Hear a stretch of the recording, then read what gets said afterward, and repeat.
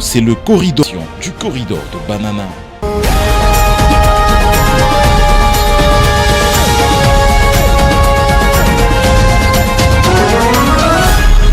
RTNC, le journal. Madame, Messieurs, bonsoir. Dans les titres, ce soir, tordre le cou aux mauvaises langues et apporter la vraie et bonne information. Makobola, à 30 km d'Ouvira, est sous contrôle des forces armées de la République démocratique du Congo. Les porte-paroles de l'armée, le général-major Sylvain Ekenge, s'est exprimé sur nos antennes. Les détails dans un instant dans ce journal. Les deux fauves se sont affrontés au Maroc pour le compte de la Coupe d'Afrique des Nations Cannes. Les lions de la Teranga n'ont pas pu marcher sur les léopards de la République démocratique du Congo. Score du match, 1 but partout. Bienvenue à ce journal football Cannes 2025. Le choc au sommet du groupe D entre le Sénégal et la République démocratique du Congo s'est soldé sur nul d'un but partout. Sadio Mané a répondu à Cédric Bakambu à la foulée. 8 minutes seulement devant la République démocratique du Congo a été rejointe au marquoir. C'est nul maintient les suspens dans la course pour la première place. Avec 4 points, Sénégalais et Congolais sont presque qualifiés pour le 8e de finale en attendant la 3e et dernière journée, le mardi 30 décembre 2025.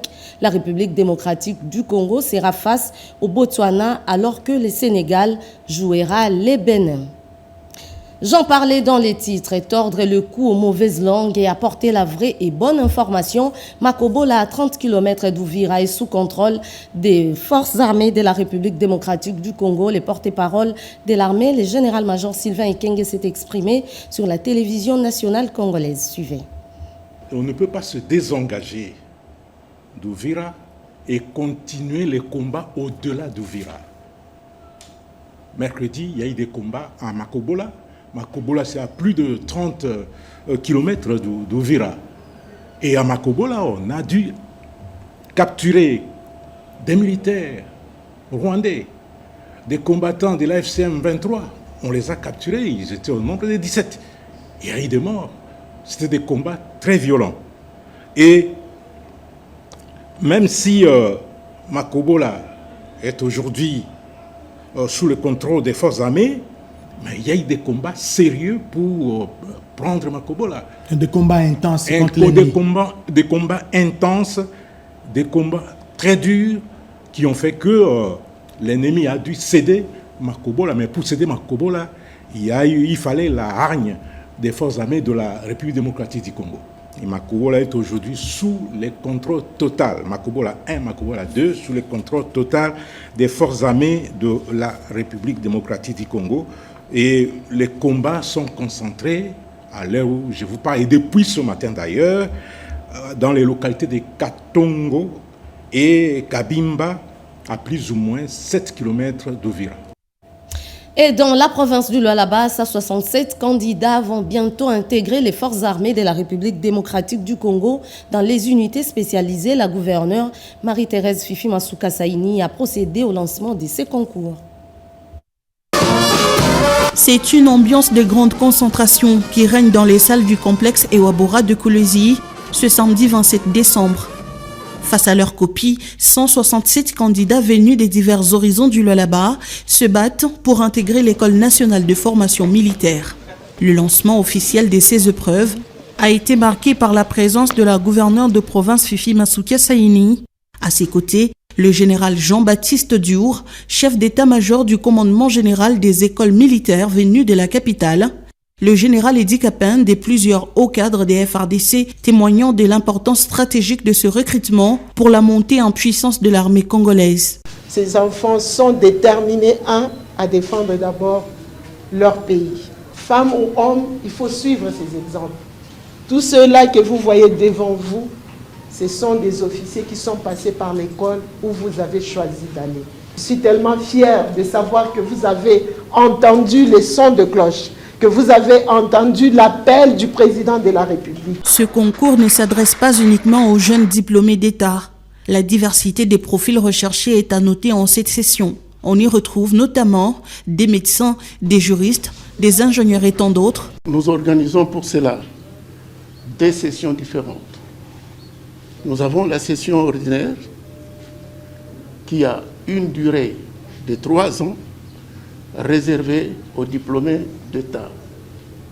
Et nous avons une session spéciale qui a une durée de 9 mois réservée aux universitaires. Le général Edi Kapende, commandant de la 22e région militaire, a, avant le texte proprement dit, prodigué quelques conseils aux candidats. Vous avez décidé vous-même de devenir soldat. Mais vous devez savoir que le métier de soldat, c'est un métier d'honneur. Ça veut dire que le comportement d'un officier doit faire respecter les symboles de la République. Servir sous le drapeau est une vocation qui séduit de plus en plus la jeunesse du Lualaba. Ce qui m'a motivé, en fait, quand j'ai vu nos frères à l'Est souffrir, ça m'a fait tellement mal. J'ai dit, je pourrais aussi intégrer l'armée. Ensemble avec les autres, on pourrait aider notre pays. Une fois le test réussi, ces futurs cadres des FARDC rejoindront les centres de formation à Kananga au Kasaï central pour parfaire leurs connaissances militaires et techniques afin de défendre l'intégrité du territoire national. Et la République démocratique du Congo, la gouvernance à l'aune des 55 réunions du Conseil des ministres et du gouvernement Souminois 1, c'est le titre de l'ouvrage de Julien Paluku Kahongya porté sur les fonds baptismaux par la première ministre Judith Souminois Tuluka, l'économie de cet ouvrage à travers ces reportages signés Emmanuela Commissaire, Eric Kabamba, Patrick Djokoukou et Jonathan Bianga. 2 tomes, 735 pages. Un travail de fond compilant, analysant et contextualisant les décisions issues des 55 conseils de ministres tenus entre juin 2024 et août 2025.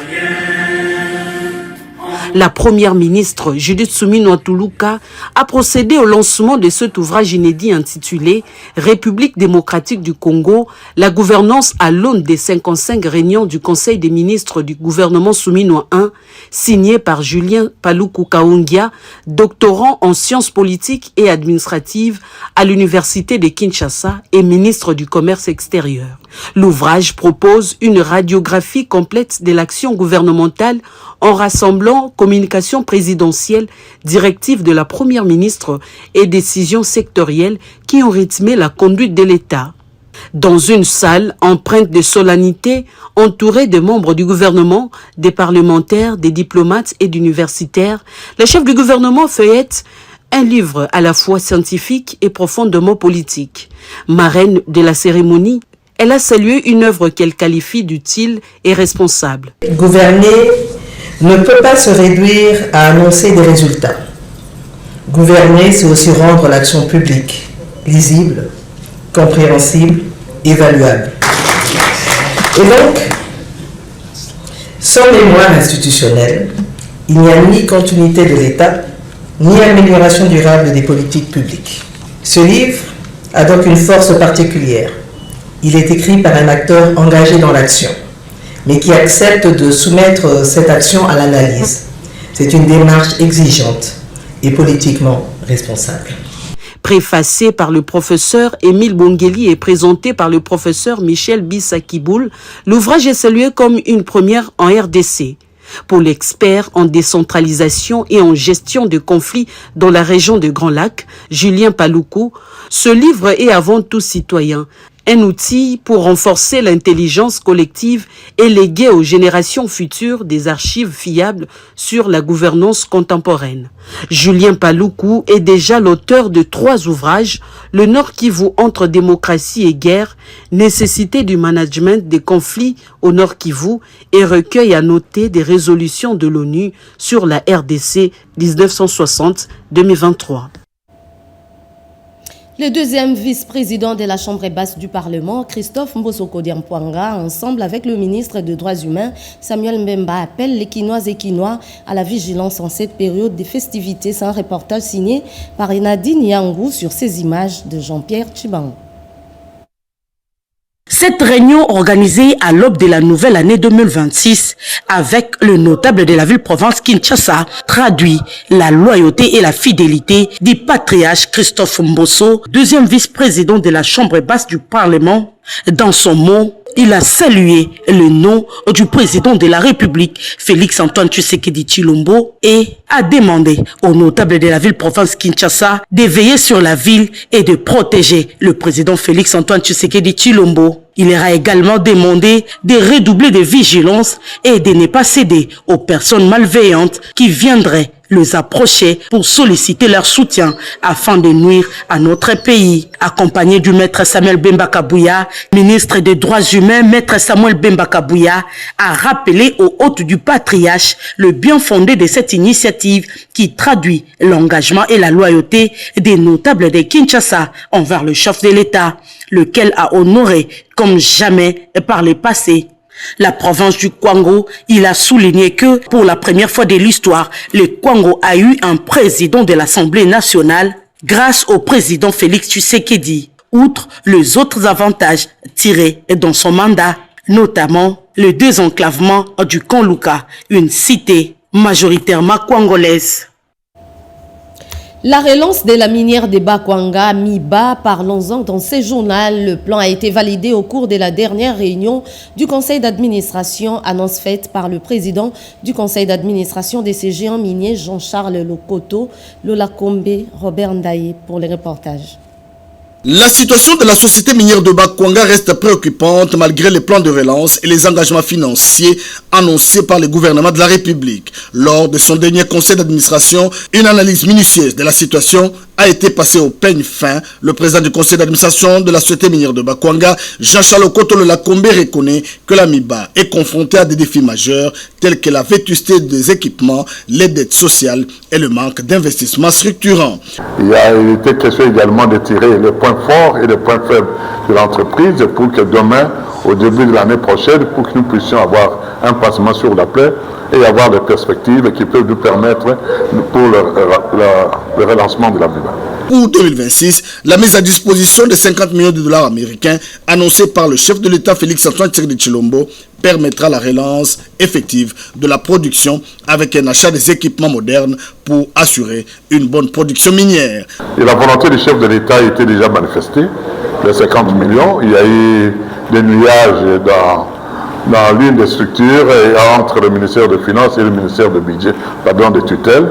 Nous avons déjà trouvé un compromis. Je crois que bientôt là, il faut absolument qu'on puisse avoir ces 50 millions parce que pour faire la commande, acheminer les engins jusqu'à Katanga et de Katanga jusqu'à Bujimaï, ça risque de nous prendre, oui ou à 2 fois, pratiquement toute une année. Donc nous avons intérêt au début de l'année prochaine pour que l'on puisse mettre la main là-dessus et avoir à réaliser le projet comme on vient de le tracer. Autrefois fleuron de l'économie, cette entreprise mixte traverse depuis plusieurs décennies des difficultés. Plusieurs plans de relance ont été élaborés et validés, mais qui attendent toujours leur exécution. Jean-Charles Okoto Lelakombe reste convaincu que la promesse du président de la République, Félix-Antoine Tshisekedi Tshilombo, de mettre à disposition de la MIBA 50 millions de dollars sera effective en 2026. Nous avons traversé des périodes très épineuses avec le président de la République qui a la ferme volonté de pouvoir nous aider pour que nous puissions trouver une panacée ou ne fût-ce qu'un palliatif à ce problème qui nous enveloppe, avec l'espoir et la détermination pour qu'au début de l'année prochaine, nous puissions commencer à relancer la MIBA. PCA de la MIBA saisit cette opportunité pour présenter ses vœux de meilleur au personnel de la MIBA et les rassure de la reprise effective des activités minières dans cette province du Kasaï oriental.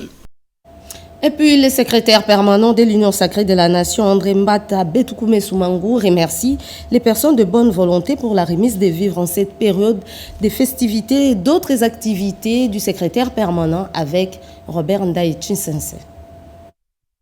Pour cette fin d'année 2025, Mme Yvonne Kabongo Mounanga, cadre de l'Union sacrée de la Nation, a remis symboliquement des vivres et non-vivres pour les personnels du secrétariat permanent de l'Union sacrée de la Nation.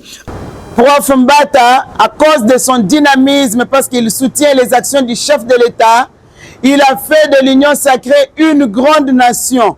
Alors tous lui qui soutient les actions du président de la République, Fachi Béton, que j'ai toujours appelé Fachi de Livrance, je vous demanderai de les soutenir financièrement, moralement, spirituellement. André Mbata invite les autres membres à suivre le pas de Madame Yvonne Kabongo. Je tiens très sincèrement à remercier Maman Yvonne Kabongo, présidente du regroupement ASP, qui est un grand regroupement de l'Union sacrée de la Nation, pour ce geste combien louable.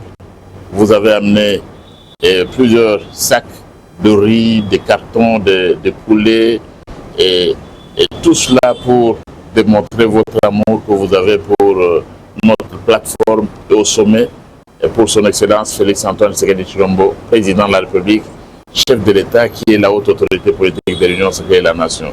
Je voudrais donc très sincèrement vous dire merci. Merci à votre parti, merci à votre regroupement, parce qu'il y en a d'autres qui ont plus de moyens, mais qui ne font pas autant. Le conseiller principal du chef de l'État en charge des questions religieuses, Beteo Chilumba, a signé l'acte d'engagement et les règlements intérieurs de l'Union sacrée de la Nation en renouvelant sa loyauté au chef de l'État, Félix Antoine Tshisekedi Tshilombo, un signe fort pour la famille politique du chef de l'État, Félix Antoine Tshisekedi Tshilombo. Il fallait vraiment accomplir ce devoir. Il fallait. Oui, la loyauté n'est pas prouvée, mais il faut confirmer. Ok, merci beaucoup. Et dans les districts de la Tchangou, c'est un événement unique et rarissime, voir un Père Noël remettre des cadeaux aux enfants. C'était en présence de notre reporter Gaëtan Magalano. Deux enfants de la Tchangou éblouis de voir pour leur première fois un Père Noël dans sa carrosserie sur cette avenue Terre Jaune. De cadeaux, bonbons et autres friandises, le Père Noël a ramené à chaque enfant son cadeau formulé avant la fête de Noël. Aux orphelins de 6 coins de la capitale, le Père Noël du jour, Ogi Kalonji, a transmis le souhait du président Félix Tshisekedi, chef de l'État. Nazali pour transmettre ma salutation na ma meilleure vœu oyo tata mokonzi ya ekolo Félix Antoine Tshisekedi alobi kende o souhaiter bana joyeux Noël. Pour messieurs Terre Jaune, 6 cadeaux remis aux orphelins et enfants proviennent de la première ministre Judith Suminwa Tuluka. Oyo euti eba maman premier ministre alobi pe na ngai na transmettre à bino joyeux Noël ebele. Plus d'une centaine des orphelins, enfants et autres résidents de la Tchangou ont partagé un repas de cœur avec le Père Noël. À l'approche des festivités de fin d'année, la solidarité s'invite à l'Assemblée provinciale de Kinshasa. La première vice-présidente de cet organe délibérant provincial a remis des vivres aux agents administratifs et autres. C'est un reportage signé Simonette Keren Kankolongo. Pour clore l'année 2025 dans un esprit de solidarité, vice-présidente de l'Assemblée provinciale de Kinshasa, l'honorable Germaine Tchinyamanzolantima, a présidé ce vendredi 26 décembre 2025 une cérémonie de remise de vivres devant l'hémicycle de l'institution. Destinée au personnel politique, administratif et sécuritaire, cette dotation comprenait notamment des sacs de riz, des cartons de produits alimentaires variés, du poulet congelé, de l'huile végétale, des boîtes de sardines et autres produits alimentaires. Une action saluée par les bénéficiaires venus nombreux pour cette distribution organisée dans un climat de convivialité. L'honorable Chinyama, également coordonnatrice des actions sociales de l'Assemblée provinciale de Kinshasa, a profité de l'occasion pour adresser ses vœux à l'ensemble du personnel, aux Kinois, notamment ceux de la commune de Ngalema, sa circonscription. Elle a par ailleurs salué les efforts constants du président de la République, Félix Antoine Tshisekedi Tshilombo, en faveur de la sécurité et du bien-être de la population, surtout en cette période de fête. Des vivres et non-vivres ont été également remis aux personnes âgées par l'élu de Lukunga, Solange Masumbuko, Robert Ndaïchisense. Le partage citoyen représente bien plus qu'un simple acte de distribution qu'organise l'ADEAC sous la présidence de l'honorable Solange Masumbuko Nyenyezi, mais il traduit un engagement envers les valeurs de solidarité et d'entraide. Ce samedi 27 décembre 2025, l'ADEAC a remis de vivres et non-vivres pour rappeler l'importance de soutenir ceux qui en ont le plus besoin, comme les déplacés de guerre du Sud Kivu et d'Uvira, qui subissent des conditions de vie précaires.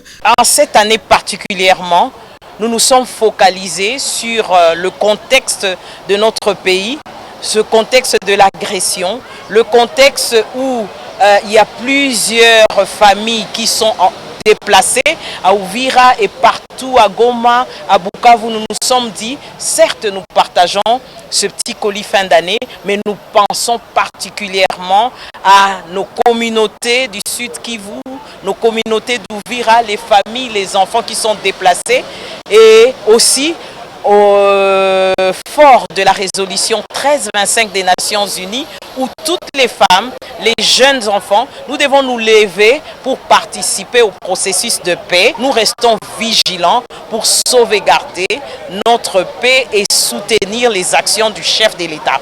Des vivres distribués ce samedi incluent des produits de première nécessité tels que le sac de riz, l'huile et de pièces d'armes. Une belle illustration de l'engagement communautaire en faveur des plus vulnérables. Il représente l'avenir meilleur pour tous, surtout pour ceux qui souffrent des conséquences des conflits armés à l'est de la République démocratique du Congo. L'initiative de cette fin d'année 2025 s'inscrit dans une pensée pieuse pour les déplacés des guerres du Sud Kivu, en particulier les déplacés d'Uvira.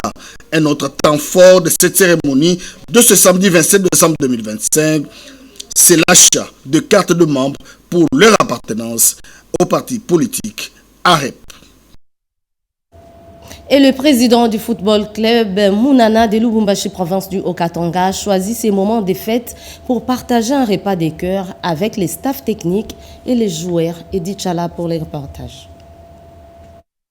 À la veille de la célébration de la Nativité du Christ, le député national Guy Geoffrey Mounana Ramazani, président du football club Mounana, a réuni mercredi dernier les membres de son équipe autour d'un dîner de fraternité organisé au Golf Club de Lubumbashi. Un moment à la fois convivial, symbolique et stratégique, placé sous les signes de la communion, de la reconnaissance, de la projection de l'avenir. Dans une atmosphère chaleureuse, le président du football club Mounana a profité de cette rencontre de fin d'année pour échanger avec le staff technique et les joueurs sur les perspectives d'avenir du club, en mettant un accent particulier sur les objectifs sportifs et organisationnels pour l'année 2026. Guy Geoffrey Mounana Ramazani a réaffirmé sa volonté de voir ce club s'imposer comme une référence du football local fondée sur la discipline, le travail et la promotion de la jeunesse.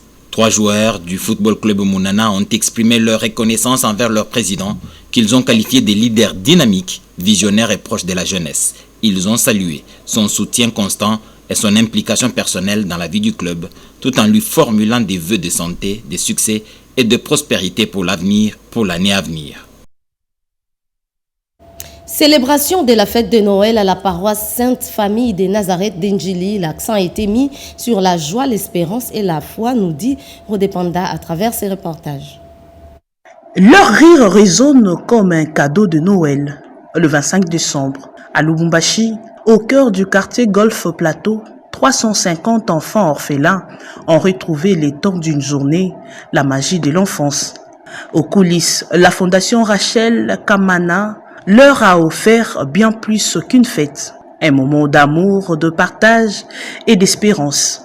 Dans une ambiance chaleureuse et festive, ces enfants, souvent confrontés à la précarité, ont célébré Noël entourés d'attention et de sourires. Jeux, repas festifs et présents soigneusement préparés ont illuminé leur visage, rappelant que l'esprit de Noël s'est nourri avant tout de solidarité. Nous avons partagé une courte pensée pour les amener à croire comme le Seigneur Jésus lui-même, qui a commencé dans une étable, mais qui a fini roi des rois. À travers cette initiative, la fondation Rachel Kamana a souhaité créer un souvenir inoubliable pour ce jeune, leur transmettre un message fort. Ils ne sont pas seuls. Ces enfants sont venus ici, ils sont accueillis comme des rois. On avait un très bon panéliste qui les a parlé. Et même ils ont eu le temps de s'exprimer, de nous parler de leurs rêves. Nous sommes là pour les encourager, nous sommes là pour les accompagner. Au-delà de la célébration, cette journée a également servi de plaidoyer. Un appel lancé à toute la communauté pour rappeler l'importance de soutenir les enfants orphelins et vulnérables aujourd'hui et tout au long de l'année. Vous venez de suivre les activités de la Fondation Kamana qui a offert un repas des cœurs aux enfants du quartier Golf dans la ville de Lubumbashi, province du Haut-Katanga. Poursuivant ce journal, le gouverneur de la province du Kasaï central, Joseph Moïse Kamboulou, a effectué une visite d'inspection dans les différentes entités de sa province. Suivez. Le gouverneur du Kasaï central a officiellement lancé durant la semaine la visite des maisons communales de la ville de Kananga. Objectif, s'imprégner des conditions de travail de ces entités territoriales décentralisées et renforcer la sécurité à la base. La ronde a démarré par la commune de Lukonga dans la partie nord où il a été accueilli par les autorités locales et la population mobilisée pour cette fin. Visitant tour à tour les différents bureaux, l'autorité provinciale a également mis les caps au siège administratif d'Ndesha. Attentif aux désidérata lui présentés, Joseph Moïse Kamboulou a interpellé le bourgmestre ainsi que leurs adjoints sur la sécurité qui doit demeurer au sein de leurs entités respectives. Pendant cette période, il n'y a pas de tapage, il n'y a pas de pétard, il n'y a pas de caravane, il n'y a pas de marche. Les églises, oui, mais avec beaucoup de commodité, en toute sérénité. S'il faut tenir des réunions avec les responsables de confessions religieuses, je crois que ça sera aussi une bonne chose pour les conscientiser. Et ce sont des choses pour lesquelles il faut échanger avec les gens et leur dire que la période n'est pas indiquée. Donc, c'est ça votre travail. La commune de Katoka ainsi que celle de Kananga ont également bénéficié de la même visite de travail à la deuxième journée. Partout où il est passé, le chef de l'exécutif provincial a véhiculé le même message. Celui de redoubler de la vigilance pendant cette période de fête, relayant ainsi l'instruction du vice-premier ministre et ministre de l'Intérieur, Jacquemain Tchabani-Louko. Et dans la province de la Chopo, plus précisément à Kisangani, des vivres et non-vivres ont été remis aux personnes vulnérables.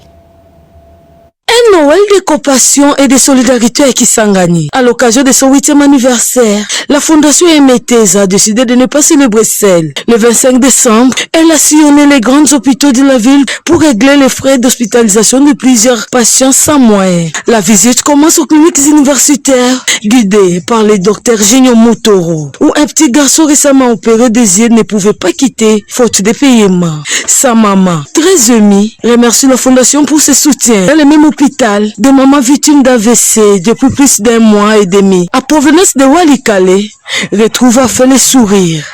Elle remercie la Fondation pour ce soulagement inattendu. La tournée se poursuit à l'hôpital général de référence de Makiso, où le médecin directeur, Dr Junior Balanga, le médecin salue ces gestes humanitaires. Cet hôpital, nous recevons beaucoup d'indigents. Beaucoup de gens viennent se soigner ici, mais ils n'ont pas de moyens.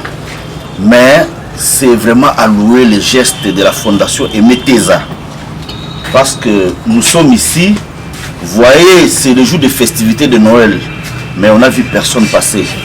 La Fondation Teza est passée pour payer les soins de malades.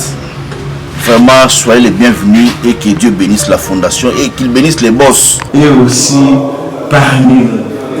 Votre arrivée ici, c'est aussi un ouf de soulagement pour nos malades ou aussi peut-être les personnels qui voient seulement la Fondation Emeteza et aujourd'hui, ils ont vu la délégation. Nous sommes très heureux. Au nom de tous les personnels, nous vous souhaitons bienvenue dans notre formation médicale. À Mangobo, le docteur Junior Soki fait visiter la maternité où plusieurs femmes ayant accouché étaient bloquées pour non-paiement. Enfin, la délégation a également passé à l'hôpital général de référence de Kabondo pour clore cette action humanitaire dans la dignité. Un geste fort qui redonne le sourire à la population de Kisangani. Mois de décembre, mois de compassion a permis à l'ancien élève de l'école Saint-Laurent d'Engaba et cadre de l'UNC à poser un geste de charité pour la réhabilitation de toiture de la paroisse et école primaire Saint-Laurent endommagée par la dernière pluie diluvienne qui s'est abattue sur Kinshasa. Suivez. La dernière pluie diluvienne qui s'est abattue sur la ville-province de Kinshasa a endommagé les toitures de la paroisse Saint-Laurent et celle de l'école primaire qui porte le même nom, situé dans la commune d'Engaba.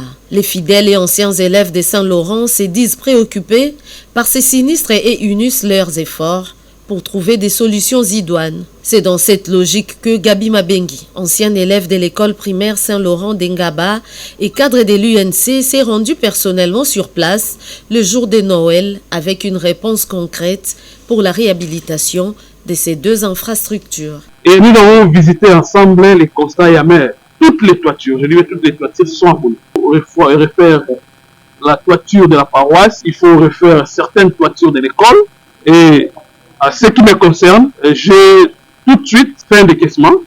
Nous avons décaissé une somme pour les débuts des travaux. Ces gestes de charité et de patriotisme a été salué par les responsables de la paroisse Saint-Laurent d'Engaba. Je dois lui dire merci au nom de tous les fidèles de la paroisse Saint-Laurent. Le camion a été déjà passé ici hier et il est le premier comme politique de passer après le cardinal avec ses gestes non seulement de charité mais de patriotisme.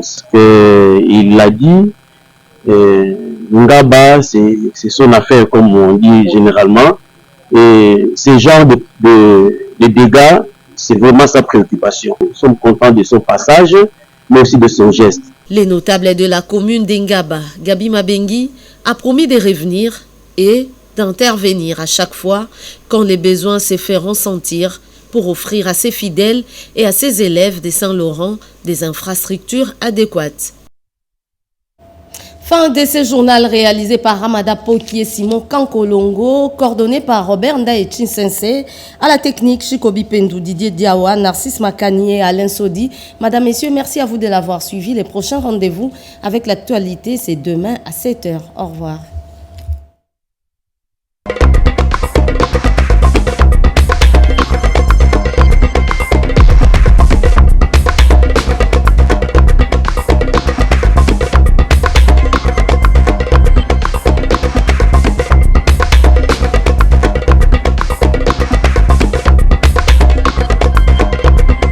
Chers compatriotes,